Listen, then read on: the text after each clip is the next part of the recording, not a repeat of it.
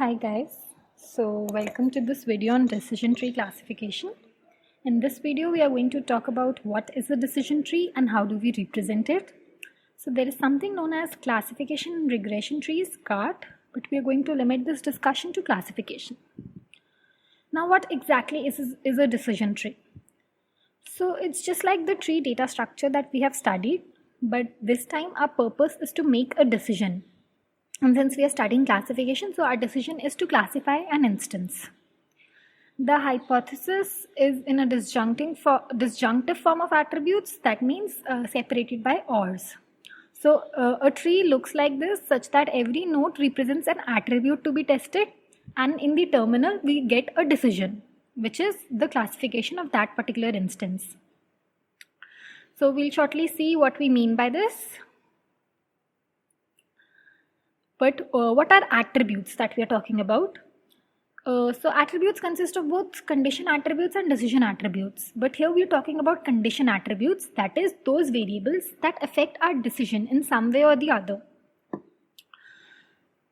So let's say our decision is to classify whether a person is fit or unfit. So the attributes that we can use are whether he eats a lot of fast food or whether he exercises regularly or not.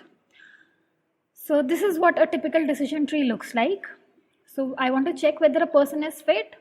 So let's say I want to check whether a child of age 12 who eats a lot of pizza is fit or not. So we'll test the attribute. Age is less than 30, yes. Eats a lot of pizza, yes. So we say that the child is unfit. Easy, right? So the expression, hypothesis expression which we said is in a form of disjunction. That means separated by ORs. So the expression corresponding to this is age is less than 30 and does not eat pizza, or age is not less than 30 but exercises in the morning. So that's how we arrive at someone being fit. Now let's say we have been given some training data. The decision is whether to play football or not. So the attributes that are affecting our decision are how is the outlook, how is the temperature, what is the humidity like, whether the wind is weak or strong, and so on. So these are the attributes that we are considering. So how do we construct a tree from it? To construct a tree, we need to know which attribute should be at the root and which attribute should be at the further nodes down. So to select an attribute, the ID3 algorithm which we are going to follow, it selects the best classifier as the classifier with the highest information gain. We'll study this algorithm in detail in the next video. But for now, let's talk about what is meant by information gain. So information gain is the expected reduction in entropy. That is like a power of an attribute to single-handedly classify the instances. It is a measure of how well that attribute is going to separate the training examples from their target classification. So we came across this term entropy. Entropy is just an impurity of a data set. That is the composition of negative and positive examples. So it's given by this formula, where P positive is the proportion of positive examples and P negative is the proportion of negative examples. So let's say I had all the examples to be positive and all the examples to be negative, then the entropy is 0. So we consider 0 log 0 to be 0 here. Now let's say we had equal number of positive and negative examples, so the entropy would be 1. It would be the highest. So typically entropy lies between 0 and 1. For the data set that we just saw, we had 9 positive and 5 negative examples. So you can, so if we apply the formula, we get minus 9 by 14 log 2 9 by 14, minus 5 by 14 log 2 5 by 14 as 0.94 as to be the entropy of S, that is our entire collection of training examples. So now we know what entropy is. Let's come back to information gain. So information gain of an attribute is given by this formula, entropy of the data set minus sigma number of elements of a particular value for all categorical values of that attribute divided by total number of training examples into entropy of SV. So we just calculated the entropy of S. Now let's talk about the entropy of all the categorical values. So let's consider the attribute wind. If we go back to the data set, Now we have to only consider winds. So we have to calculate how many for weak winds are the yeses and how many are the no's. So calculating for weak, wind is equal to weak, we have 1, 2 no's and 1, 2, 3, 4, 5 and 6 yeses.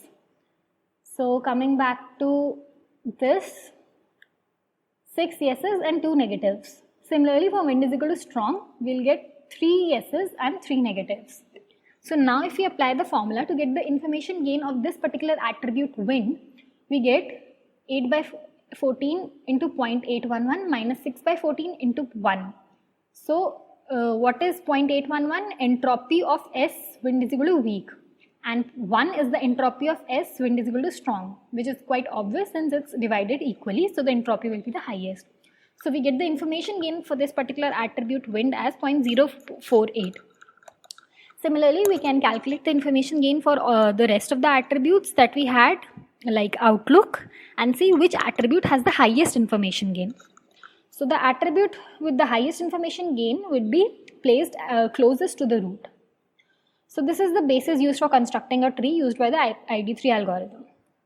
Let's talk about inductive bias. So inductive bias is basically a set of assumptions that we have come up with to classify instances. It's always necessary to have an inductive bias because a learner who hasn't made any assumptions has no rational meaning or no basis for classifying instances. You cannot say on what basis you classified it. So inductive bias for constructing a decision tree is, first, you prefer shorter trees over longer ones. The reason behind that is the Occam's razor. According to that principle, there may be any number of hypotheses that fit the training data, but we will always prefer the shortest hypothesis. The reason being that the probability of finding a simple hypothesis is much less than finding a complex hypothesis. So that's why we always prefer a shorter hypothesis, since its probability is less. That means it's bound to be more accurate. The next inductive bias is pertaining the information gain that we talked about.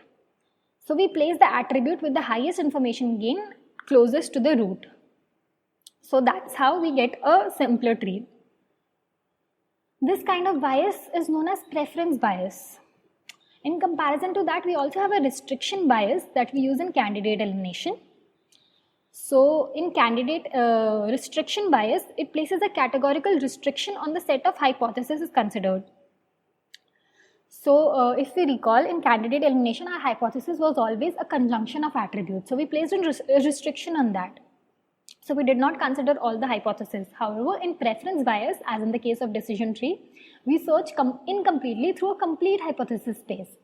Why incompletely? Because there is a search bias involved, that is of information gain. And the complete hypothesis space because all sets of decision trees are considered.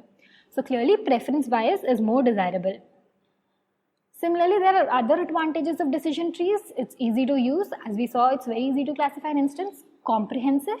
It considers the sets of all possible decision trees. Efficient, that is, the search through the hypothesis space is incomplete. And robust. The tree is robust to errors, the reason being that not all of the training examples are completely used. So thank you for watching this video. Any criticism is welcomed.